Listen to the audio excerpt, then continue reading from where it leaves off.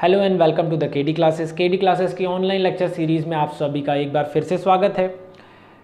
Hindi subject से संबंधित अभी तक हम लोगों ने हिंदी के सामान्य परिचय के टॉपिक में 2 लेक्चर देखे थे। 2 लेक्चर में हम लोगों ने हिंदी राजभाषा, उससे संबंधित संवैधानिक रूप हिंदी का, उसके अलावा उनकी भाषाएँ, बोलियाँ, हिंदी का विकास क्रम इत्यादि देखा।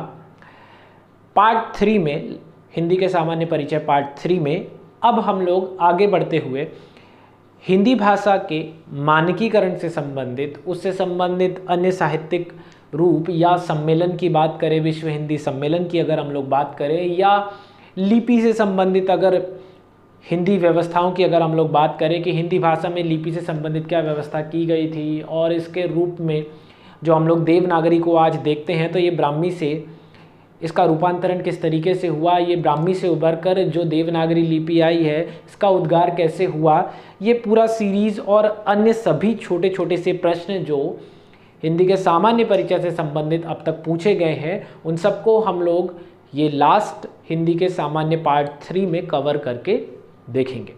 चलिए, तो सबसे पहले हम लोग हिंदी का जो मानकीकरण है, भाषा का मानकीकरण, उससे संबंधित स्टार्ट करते हैं। हम लोग जो हमारा जो टॉपिक है वो रहेगा हिंदी भाषा का मानकीकरण। हिंदी भाषा का मानकीकरण। अब ये भाषा का मानकीकरण क्या है, पहले ये आप लोग समझ लीजिए।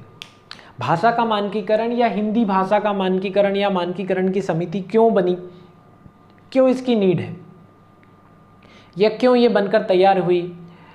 जब हिंदी हमारे पास संविधान में आई तो अलग अलग प्रकार की हिंदी थी।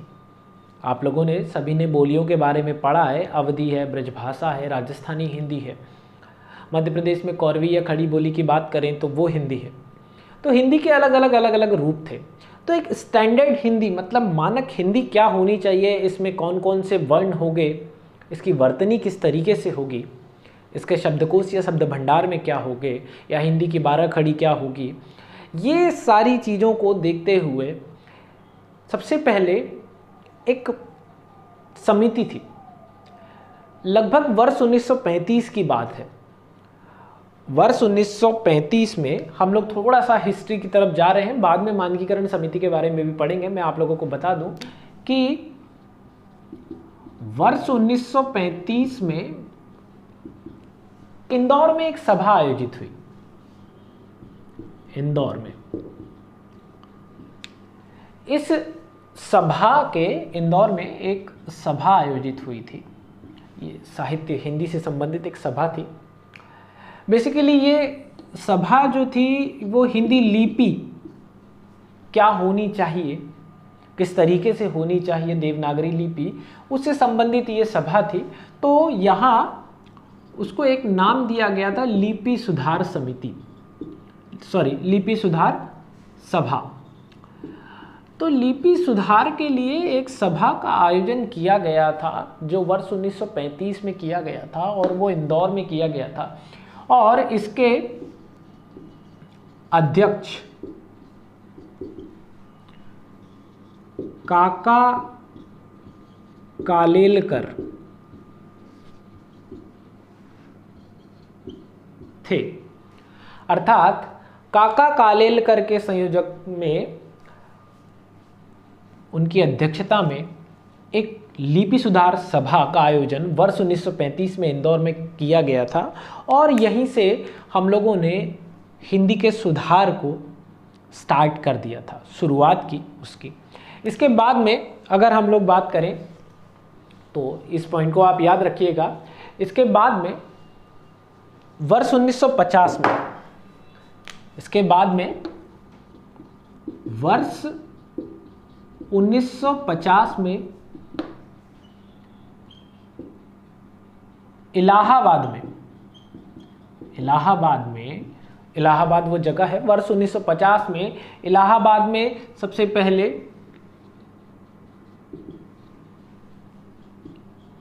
हिंदी के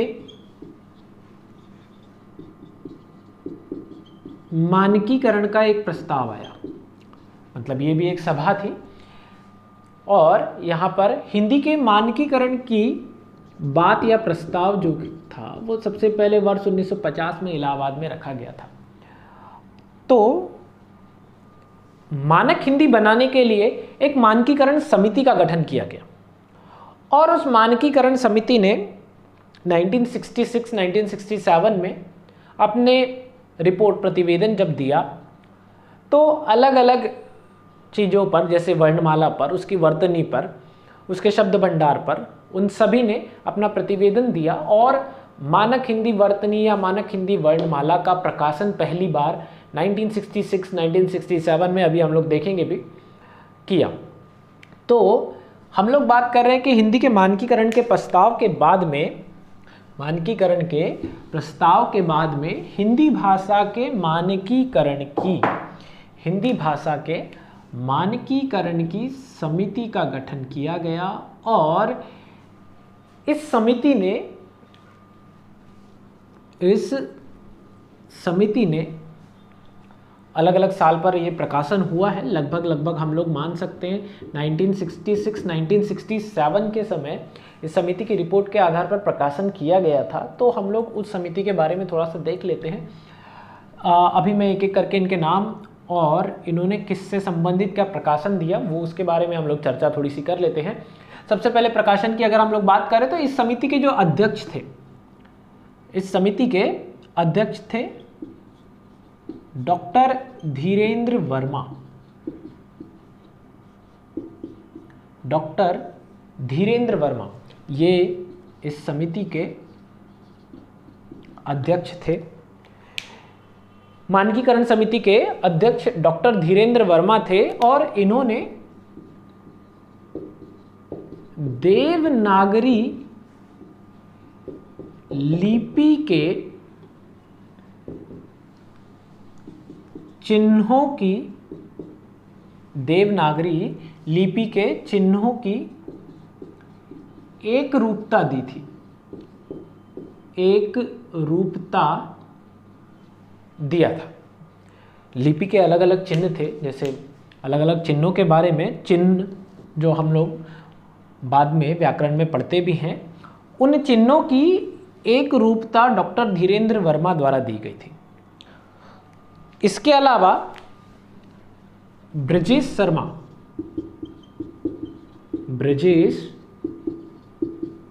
शर्मा इस समिति के एक सदस्य थे। इन्होंने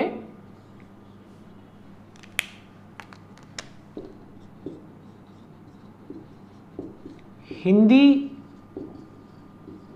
व्याकरण के बारे में बताया। मानक हिंदी व्याकरण में एक हिंदी भाषा में मानकीकरण के लिए या हिंदी भाषा को जानने के लिए व्याकरण में क्या क्या आवश्यकता है उसके बारे में, हिंदी व्याकरण के बारे में डॉक्टर ब्रजेश वर्मा द्वारा बताया गया था, रिपोर्ट में दिया गया था।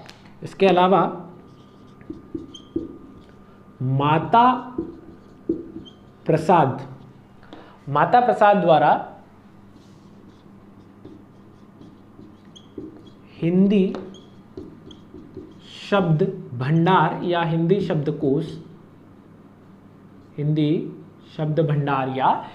शब्दकोश के बारे में बताया गया था, तथा डॉक्टर हरदेव बाहरी द्वारा, डॉक्टर हरदेव बाहरी ये भी इसके एक अध्यक्ष थे, डॉक्टर हरदेव बाहरी द्वारा वर्ण विन्यास की समस्या या वर्ण विन्यास से संबंधित, वर्ण विन्यास के बारे में बताया था। वर्ण विन्यास की जो समस्या थी उससे संबंधित इन्होंने उपाय दिया था।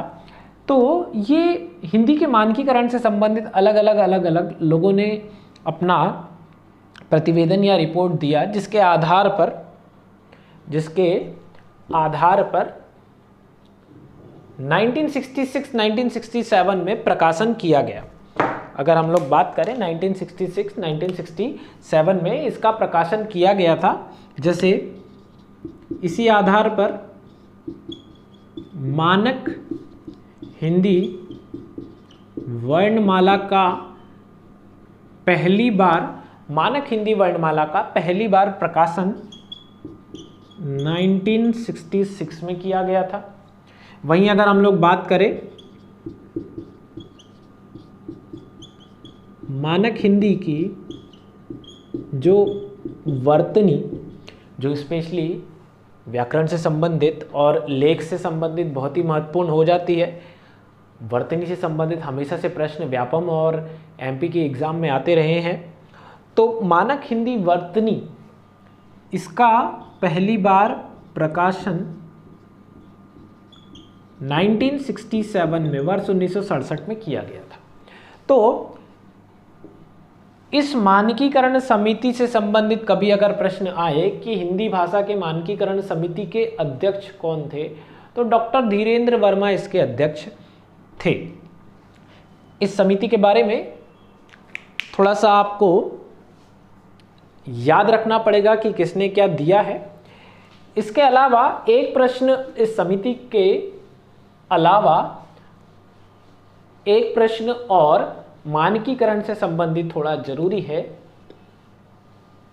एक व्यक्ति, सॉरी व्यक्ति नहीं, दो व्यक्ति, मैं बात कर रहा हूं जो अ आ की जो 12 खड़ी होती है, जो अ आ की जो 12 खड़ी जो होती है, जिसको हम लोग सबसे पहले शुरुआत में बचपन में जब पढ़ते हैं, इसको सावरकर बंधु द्वारा, सावरकर बंधुओं द्वारा दिया गया था। तो उस मानकीकरण समिति के अलावा एक व्यक्ति, मतलब सावरकर बंधुओं का नाम आप याद रखिएगा, जिन्होंने 12 खड़ी दिया है, हिंदी की 12 खड़ी सावरकर बंधुओं द्वारा दिया गया है। तो हिंदी भाषा के मानकीकरण से संबंधित ये समिति थी, जिसके बारे में आपको प्रश्न आ सकते हैं, जिनके नाम आपको याद रखने हैं। हम लोग जब भी भाषा के बारे में पढ़ते हैं तो मानक हिंदी की जब बात करें तो हिंदी या मानक हिंदी के, हिंदी या मानक हिंदी भाषा के 3 सोपान होते हैं, 3 सोपान होते हैं, या 3 सोपान या 3 स्टेजेस, चरण की बात कर रहे हैं तो 3 सोपान है। प्रश्न ऐसे आया था कि हिंदी मानक हिंदी भाषा के कितने सोपान हैं? 3 है, जिसको हम लोगों ने प्रीवियस क्लासेस में पढ़ा भी है। सबसे पहला जिसकी हम लोग बात करते हैं, जो हम लोग बोलते हैं बोली, बोलियां हिंदी की, वो हम लोगों ने पढ़ा है 18 बोलियां। इसके अलावा भाषा के सोपान में दूसरा स्टेज जो चरण आया था वो भाषा, और जब इसका स्टैंडर्डाइजेशन, मानकीकरण किया गया तो इसको कहा गया मानक भाषा। तो 3 रूप या 3 सोपान की बात करें हम लोग तो हिंदी मानक हिंदी के 3 सोपान हैं, बोली, भाषा तथा मानक भाषा, जिसमें से प्रथम सोपान, द्वितीय सोपान तथा तृतीय सोपान इस तरीके से है। जिसको अगर कभी आए कि मानक हिंदी भाषा का प्रथम सोपान क्या है, तो बोलियां, द्वितीय है भाषा तथा तीसरा मानक भाषा। इसको आप लोगों को याद रखना पड़ेगा। चलिए, इसके अलावा सामान्य परिचय से संबंधित अगर हम लोग बात करें, हिंदी के सामान्य परिचय से संबंधित, तो प्रश्न आता है हिंदी भाषा के विकास के लिए, जो आर्टिकल नंबर 351 हम लोगों ने अभी पढ़ा था कि हिंदी भाषा के विकास के लिए कुछ राजकीय आदेश जब दिए गए थे कि हिंदी का विकास होगा, तो समय समय पर विश्व हिंदी सम्मेलन आयोजित किए जाते हैं। अब तक कुल 11 विश्व हिंदी सम्मेलन, अब तक कुल 11 विश्व हिंदी सम्मेलन आयोजित किए गए हैं। मैं उन 11 की लिस्ट तो यहाँ नहीं बना रहा, आप कभी भी किसी भी वेबसाइट पर या किसी भी अच्छी बुक पर जाकर, विश्व हिंदी सम्मेलन की भी वेबसाइट है, ऑफिशियल वेबसाइट, ज़्यादा बेटर है, आप विश्व हिंदी सम्मेलन की ऑफिशियल वेबसाइट है, उस पर जाकर पूरे 11 विश्व हिंदी सम्मेलन के बारे में पढ़ सकते हैं। मैं यहाँ कुछ विश्व हिंदी सम्मेलन जो प्रीवियस ईयर में एग्जाम में आए हुए हैं उनके बारे में आप लोगों को थोड़ा सा बता देता हूँ। तो हम लोग विश्व हिंदी सम्मेलन पर चर्चा कर रहे हैं। आज की डेट में अगर हम लोग देखें तो हमें 4 विश्व हिंदी सम्मेलन को याद रखने की आवश्यकता है। सबसे पहले हाँ, एक बात और मैं बता दूं कि हम लोगों ने जैसा पढ़ा है कि 14 सितंबर को हम लोग हिंदी दिवस मनाते हैं, तो ये जरूरी नहीं है कि विश्व हिंदी सम्मेलन 14 सितंबर या उसके आसपास ही आयोजित किया जाए। सबसे पहला आप लोगों के मन में जो डाउट है तो याद रखिएगा, अगर सितंबर ऑप्शन में हो तो जरूरी नहीं है कि एज ऑलवेज सितंबर के महीने में ही विश्व हिंदी सम्मेलन हो। ये एक कोइंसिडेंस ही होता है। जैसे भोपाल में जब आयोजित किया गया था तब विश्व हिंदी सम्मेलन के दिवस के 2 दिन पहले जब आयोजन हुआ था, तो हमेशा जरूरी नहीं होता कि विश्व हिंदी सम्मेलन जो है वो सितंबर के मंथ में, मतलब विश्व हिंदी दिवस के समय ही मनाया जाए। ठीक है, तो पहले हम लोग स्टार्ट करते हैं विश्व हिंदी सम्मेलन में। तो जो पहला विश्व हिंदी सम्मेलन था वो इम्पोर्टेंट है। पहला विश्व हिंदी सम्मेलन ये आयोजित किया गया था 10 से 14 जनवरी 1975 में, वर्ष 1975 में, इंदिरा गांधी के शासनकाल में, और ये आयोजित किया गया था नागपुर में। मॉरिशस के राष्ट्रपति शिवसागर उस समय इसके अध्यक्ष के रूप में थे। तो ये याद रखिएगा, पहला विश्व हिंदी सम्मेलन 10 से 14 जनवरी 1975 को नागपुर में आयोजित किया गया था। इसके बाद आपको तीसरा विश्व हिंदी सम्मेलन याद रखने की जरूरत है। तीसरा विश्व हिंदी सम्मेलन 28 से 30 अक्टूबर 1983 में आयोजित किया गया था। 28 से 30 अक्टूबर 1983 में आयोजित किया गया था और ये नई दिल्ली में आयोजित किया गया था।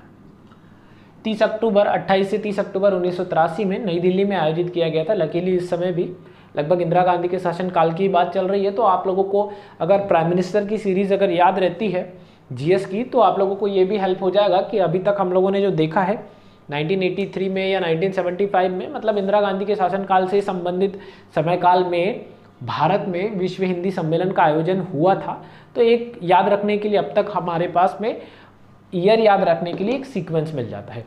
चलिए, इसके अलावा नेक्स्ट अब हमें याद रखना है 10वां विश्व हिंदी सम्मेलन।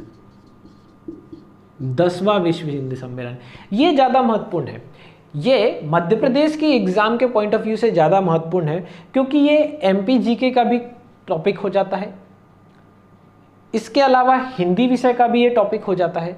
तो आपको ये याद रखना है कि 10वां विश्व हिंदी सम्मेलन जो है ये 11 और 12 सितंबर 11 से 12 सितंबर वर्ष 2015 में भोपाल में आयोजित किया गया था। फिर से देख लीजिए, 10वां विश्व हिंदी सम्मेलन 11 से 12 सितंबर 2015 वर्ष 2015 में भोपाल में आयोजित किया गया था।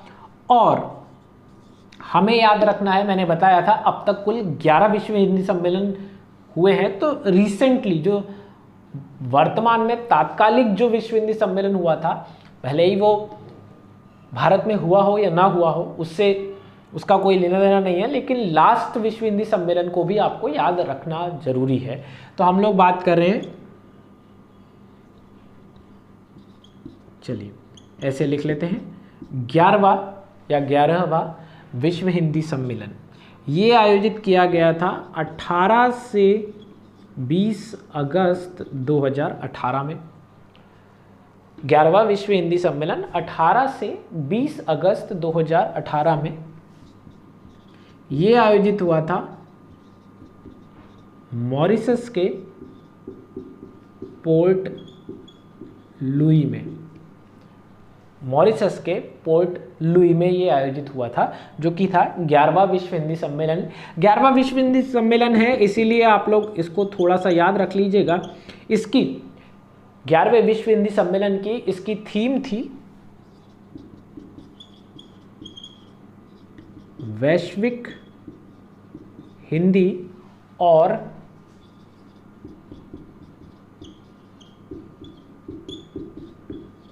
भारतीय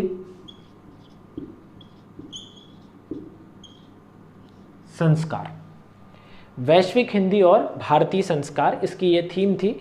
तो हमें कुल मिलाकर ज़्यादा इम्पॉर्टेंट है 4 विश्व हिंदी सम्मेलन। अच्छा, एक प्रश्न और, जेल प्रहरी 2017, वर्ष 2017 में जेल प्रहरी और वन रक्षक के एग्जाम में एक प्रश्न व्यापम के एग्जाम में आया था कि अब तक भारत में कुल कितने विश्व हिंदी सम्मेलन आयोजित किए गए हैं। अब तक कुल कितने विश्व हिंदी सम्मेलन आयोजित किए गए हैं। तो अब तक भारत में कुल 3 विश्व हिंदी सम्मेलन आयोजित किए गए हैं, जिनमें से पहला 1975 में, दूसरा 1983 में और तीसरा 2015 में आयोजित किया गया है। ठीक है, इनसे संबंधित प्रश्न आपको पूछे जा सकते हैं। यहाँ भोपाल की अगर हम लोग बात करें तो हमारी स्वर्गीय श्रीमती सुषमा स्वराज जो थी वो इसकी अध्यक्षता में थी भोपाल में, तो हो सकता है इससे संबंधित प्रश्न भी पूछा जा सकता है। और महेश श्रीवास्तव, उन्होंने इस समय भोपाल में, महेश श्रीवास्तव जो हिंदी गान जो सॉन्ग जो दिया था, हिंदी सॉन्ग जो दिया था, हिंदी गान जो दिया था, वो महेश श्रीवास्तव जी ने दिया था। आपको हिंदी गीत से संबंधित भी प्रश्न पूछा जा सकता है कि वर्ष 2015 में जो भोपाल में आयोजित विश्व हिंदी सम्मेलन था, वो हिंदी सॉन्ग जो था वो महेश श्रीवास्तव जी द्वारा दिया गया था। चलिए, तो ये हम लोगों ने विश्व हिंदी सम्मेलन से संबंधित कुछ महत्वपूर्ण प्रश्न याद रखिएगा, आपको जरूरी है। अब हम लोग हिंदी के सामान्य परिचय से संबंधित देवनागरी लिपि से संबंधित कुछ प्रश्न देख लेते हैं। देवनागरी लिपि से संबंधित भी कुछ प्रश्न हमारे पास आते हैं। स्टार्ट करते हैं।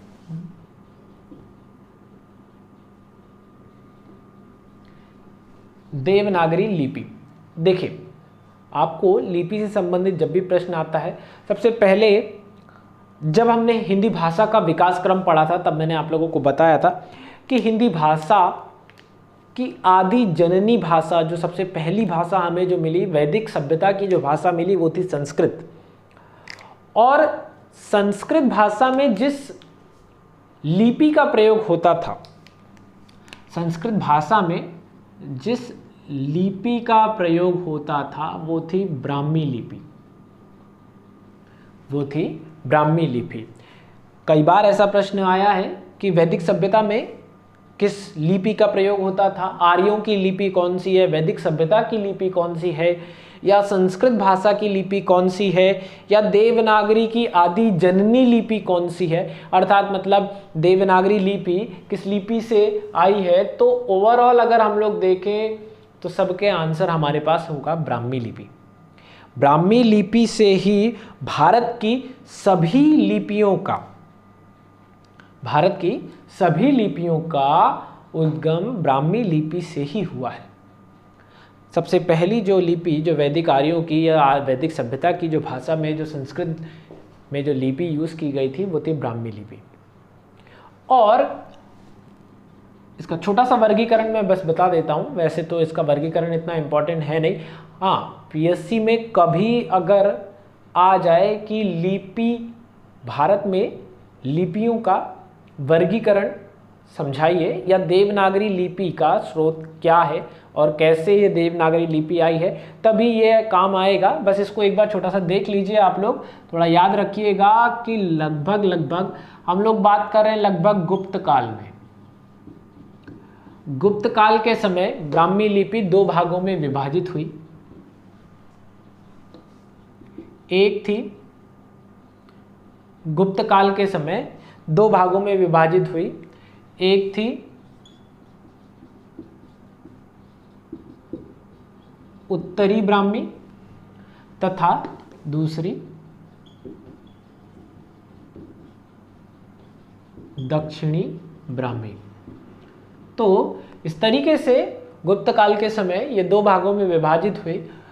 हमें मैंने आपको पहले भी बताया है, मैपिंग के हिसाब से अगर इसको थोड़ा सा पढ़ते तो ज़्यादा अच्छे से याद हो जाती है कि भारत के उत्तरी राज्य या मध्यवर्ती राज्य जैसे मध्य प्रदेश, उत्तर प्रदेश, बिहार, छत्तीसगढ़, इन राज्यों में ही हिंदी ज़्यादातर बोली जाती है। दक्षिण के राज्यों में तेलुगु, तमिल, मलयालम, इन सब भाषाओं का है।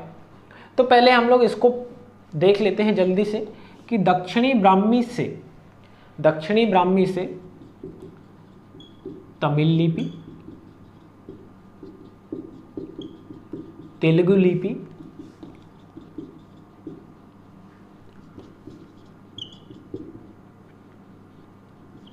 मलयालम लिपि,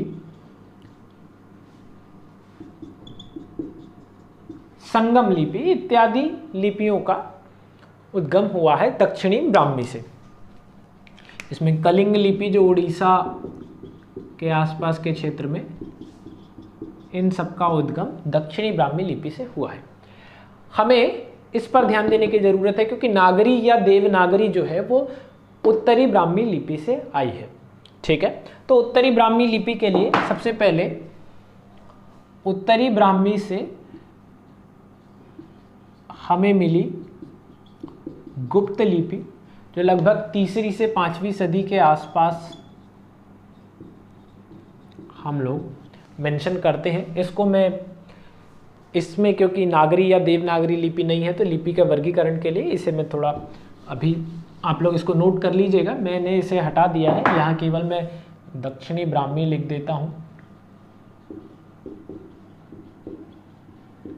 चलिए अब बात करते हैं गुप्त लिपि के बाद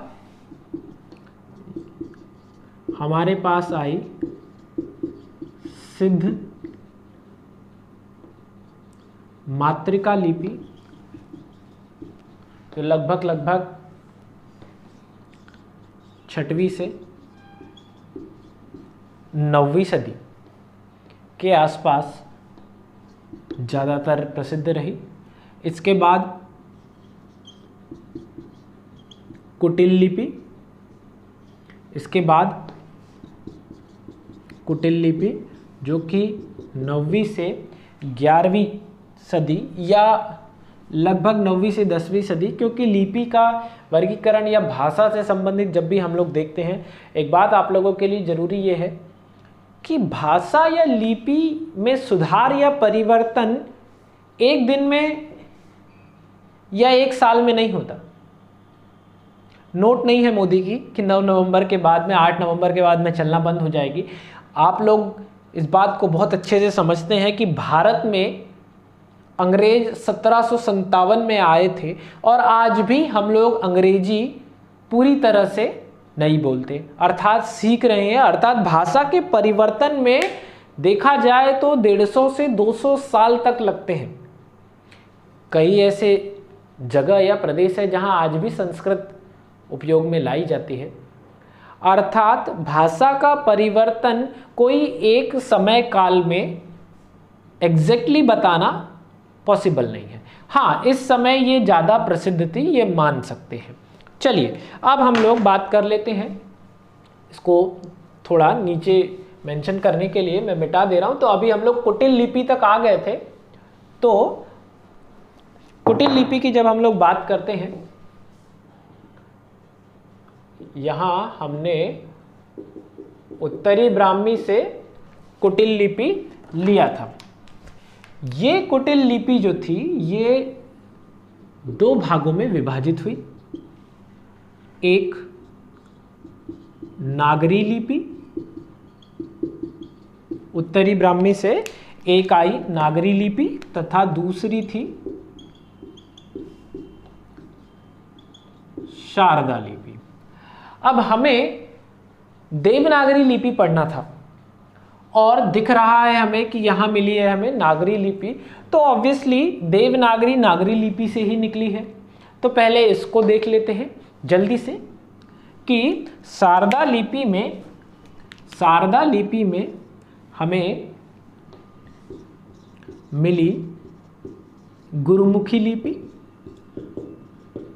पंजाबी से संबंधित जब भी हम लोग बात करते हैं गुरुमुखी लिपि, इसके अलावा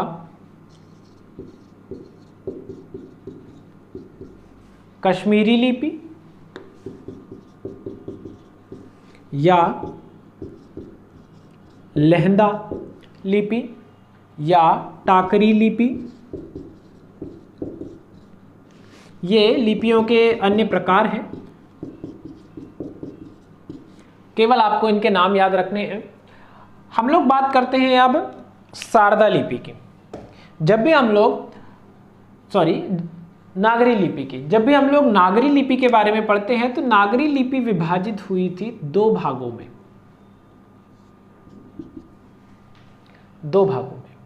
एक पूर्वी शाखा तथा दूसरी पश्चिमी शाखा।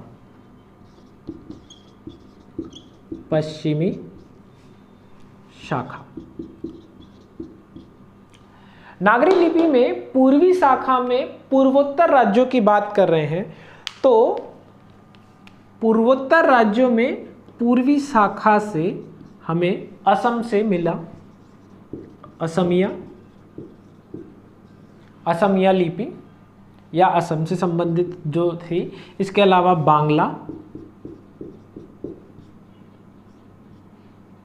बांग्ला लिपि की अगर हम लोग बात कर लें तो बांग्ला इससे संबंधित थी, या जैसे उड़िया लिपि। तो पूर्व या पूर्वोत्तर राज्यों से संबंधित पूर्वी शाखा में हम लोगों को ये देखने मिलती है। अब हम लोग बात कर रहे हैं नागरी लिपि में पश्चिमी शाखा की, और इससे हमें देवनागरी मिलेगी। तो यहाँ पश्चिमी शाखा में हमें देवनागरी, महाराष्ट्री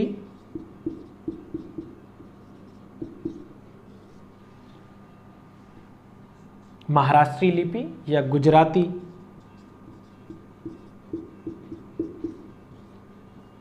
इवन पहले राजस्थानी लिपि की भी या महाजनी की भी अगर हम लोग बात करें तो राजस्थानी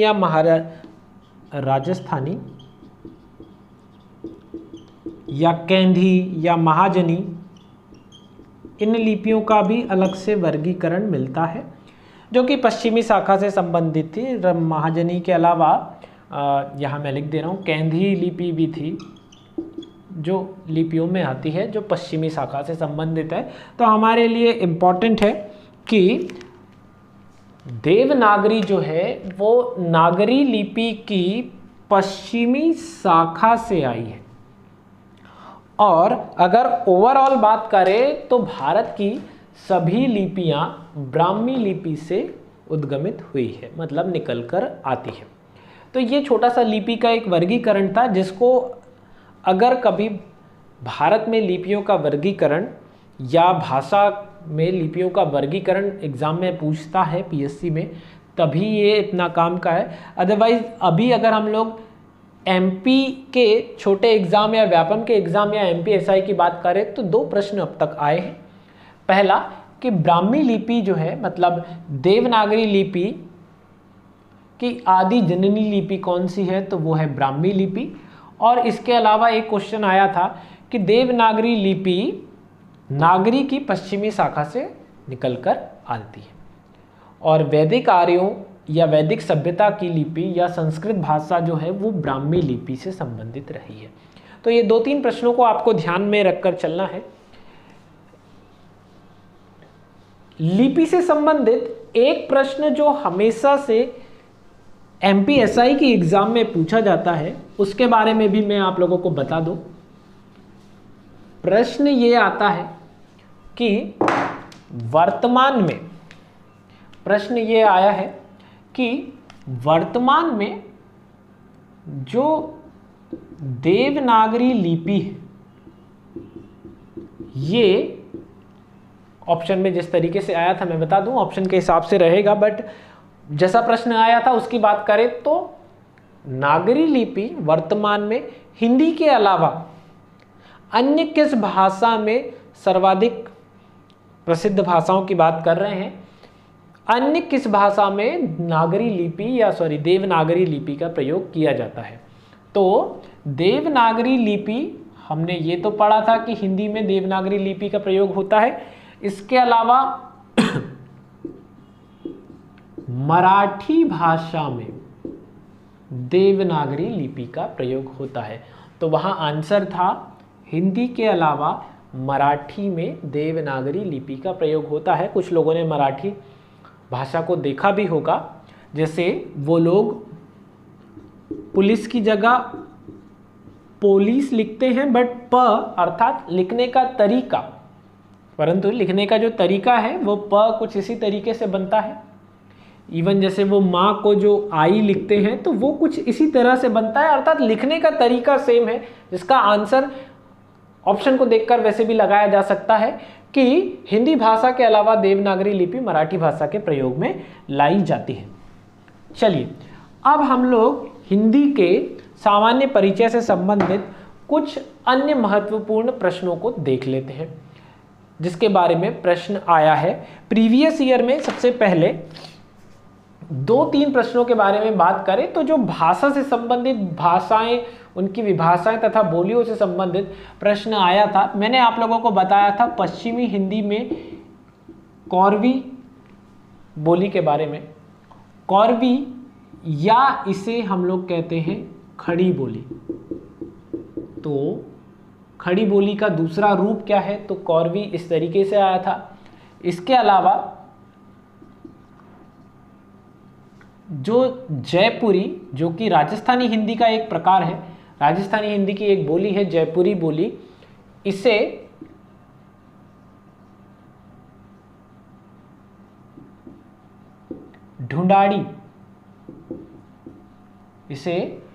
ढूंढाड़ी भी कहा जाता है। और हरियाणवी, जो कि पश्चिमी हिंदी की एक बोली है, उसे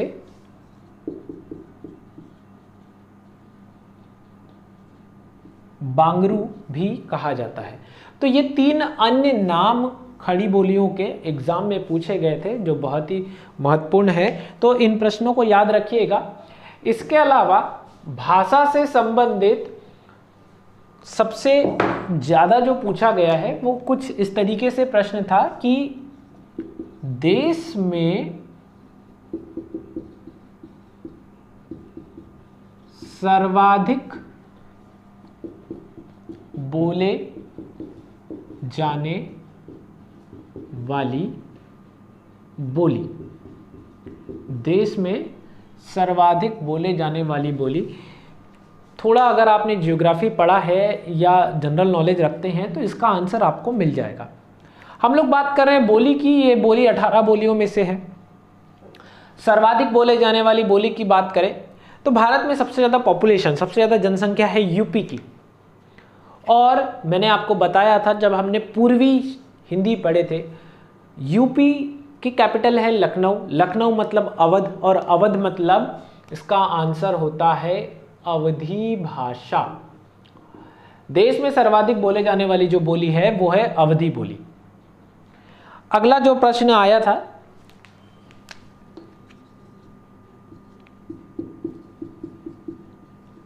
अंतरराष्ट्रीय महत्व की बोली।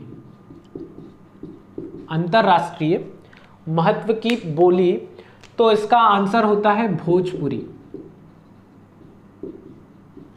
देख भी रहे हैं आप लोग, भोजपुरी एक ऐसी भाषा है जो हिंदी सिनेमा में हिंदी भाषा के अलावा काफ़ी ज़्यादा प्रचलित है। आजकल हिंदी सिनेमा के अलावा जब अवार्ड सम्मान होता है तो भोजपुरी हिंदी सिनेमा में भी काफ़ी ज़्यादा इसको रखा जाता है। इसकी महत्वता बढ़ते जा रही है। यही रीज़न है, यही एक आप लोग इसको इस कॉमन सेंस से भी समझ सकते हैं कि सामान्यतः जब भी हिंदी में जब चैनल जब आते हैं, हिंदी में मूवीज़ चैनल जब आते हैं, तो हिंदी सिनेमा के चैनलों के बीच में भोजपुरी चैनल को दिया जाता है। इसका एक बड़ा सा रीज़न भी है। आप लोग देखिएगा वहाँ पर ना ही कोई मलयालम या कन्नड़ या किसी अदर लैंग्वेज के चैनल नहीं दिए जाते। जबकि भोजपुरी चैनल को दिया जाता है। अंतर्राष्ट्रीय महत्व में इसको बढ़ावा दिया जा रहा है, इसीलिए ये प्रश्न भी आया था कि अंतर्राष्ट्रीय महत्व की बोली है। इसके अलावा एक प्रश्न और आया था कि हिंदी भाषा की सबसे हिंदी साहित्य की सबसे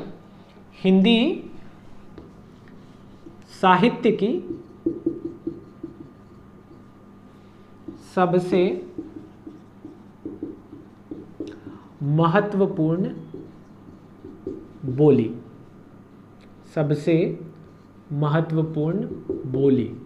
हिंदी साहित्य की सबसे महत्वपूर्ण बोली है ब्रज भाषा।